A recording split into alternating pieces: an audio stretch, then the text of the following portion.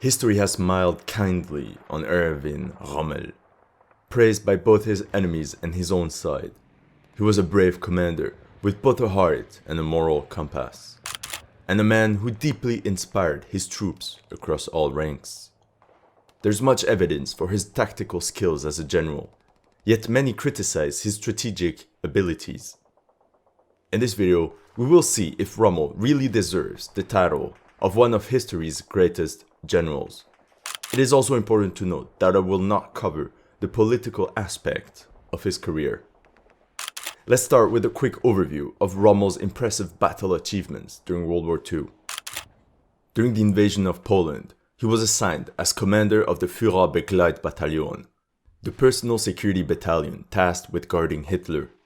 This created a close relationship between Hitler and Rommel. He then received a promotion to general ahead of more senior officers, and went on to lead the spearhead of the German blitzkrieg to the Ardennes with his 7th Panzer Division.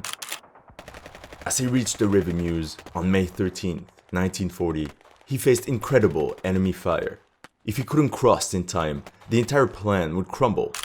He sent infantry across in rubber boats, and personally grabbed a light machine gun to fight off the French counterattack.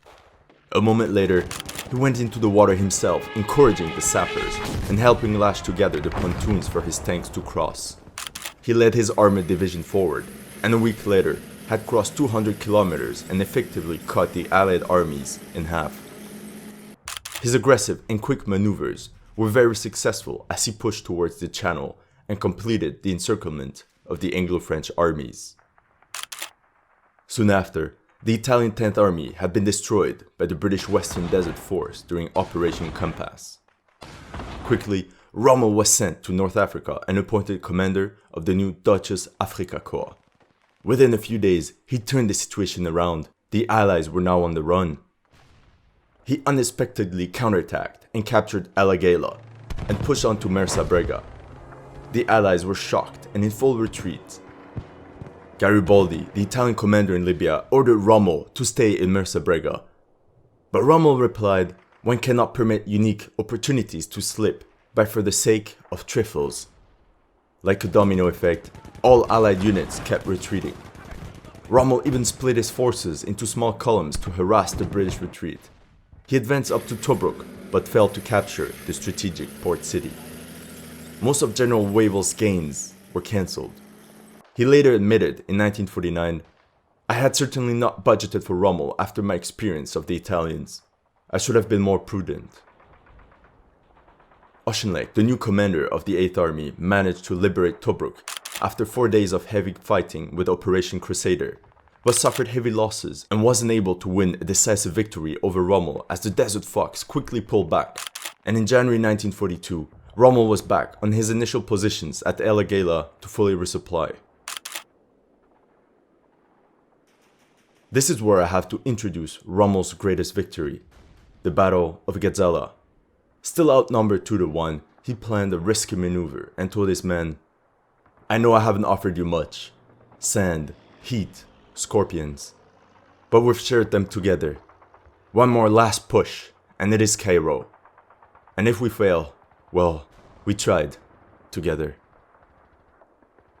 As he faked a frontal assault in daylight, under the cover of darkness, the bulk of Rommel's motorized and armored forces drove south to outflank British forces coming up behind them and attacking to the north the following morning. Rommel then concentrated on encircling and destroying separate units of British armor. Threatened with being completely cut off, the British began a hasty retreat towards Egypt.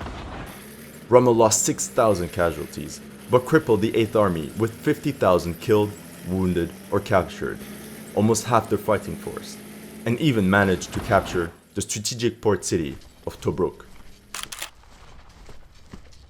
After his failure to break through at El Alamein, and with the news of the Allied beach landings in North Africa, he quickly retreated to Tunisia. Despite all this, Rommel managed to launch an attack against the inexperienced US Second Corps, which threatened to cut his lines of supply north of Tunis. Rommel inflicted a sharp defeat on the American forces at the Kasserine Pass in February 1943, where the Americans lost 3,300 killed and wounded and 3,000 prisoners, as well as 183 tanks lost for 20 tanks on Rommel's side.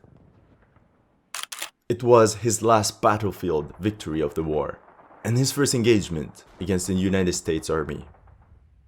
However, the limits of Rommel's skills were starting to become apparent. When he was a division commander, he had a lot less ground to cover, and a lot less troops to take care of. It was okay to lead from the front. In North Africa, he was in charge of more than 3 German divisions and more than 6 Italian ones. Constantly aggressive and at the forefront, Rommel usually didn't consider the bigger picture and ended up with overstretched supply lines more often than not. For all its dramatic changes of fortune, the fighting in North Africa was dictated by supply. Any force, German or British, that didn't have any fuel or water had to retreat. Rommel did not show the same flair for logistics as he did for tactics. However, to be a great military commander, one has to master the art of logistics. Rommel preferred to seize the moment, and while he often won tactical victories, they often left his forces in positions where they could not be supplied, and subsequently had to be withdrawn. He did understand the strategic value of port cities, but couldn't see that most of his supplies were sunk even before reaching him. Luftwaffe Field Marshal Albert Kesselring understood that the key to winning in North Africa was to capture the island fortress of Malta. The Royal Air Force, coupled with the Royal Navy, decimated Axis supplies across the Mediterranean, which crippled any serious push towards the Suez Canal. Kesselring pressed for the immediate elimination of Malta, and in the spring of 1942, assembled a staggering invasion force of 29,000 paratroopers and 70,000 troops ready for an amphibious landing against the 26,000 allies defending the island. However, Rommel seized the moment once again at Gazala, and although this is a great victory, it also led him to his demise. Everything was diverted from the invasion of Malta to Rommel's advance into Egypt. There, out of supplies, he was severely outnumbered and faced a wall of well-supplied Allied troops. It was the end of his African dream. After the war, Kesselring wrote about Rommel. He was the best leader of fast-moving troops, but only below army level. Above that, it was too much for him. Rommel was given too much responsibility. He was a good commander for an army corps, but he was too moody, too changeable. One moment he would be enthusiastic, the next moment depressed. I suspect that one reason he was credited as such a great commander was that it was far more acceptable for the British to declare that his tactical victories in North Africa came as a result of his military genius. After World War II, British historical literature pushed the myth of the invincible desert fox, rather than having to explain how despite a significant numerical advantage, they still lost multiple times. It's not that British commanders were bad, or that the troops behaved poorly. It's all because Rommel. Another reason stems from the fact that the Second Battle of El Alamein was the first decisive British victory against German forces on land.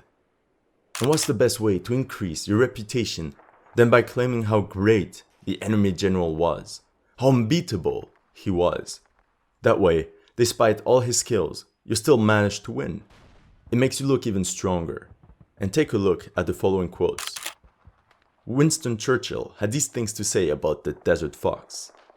"We have a very daring and skillful opponent against us, and, may I say across the havoc of war, a great general."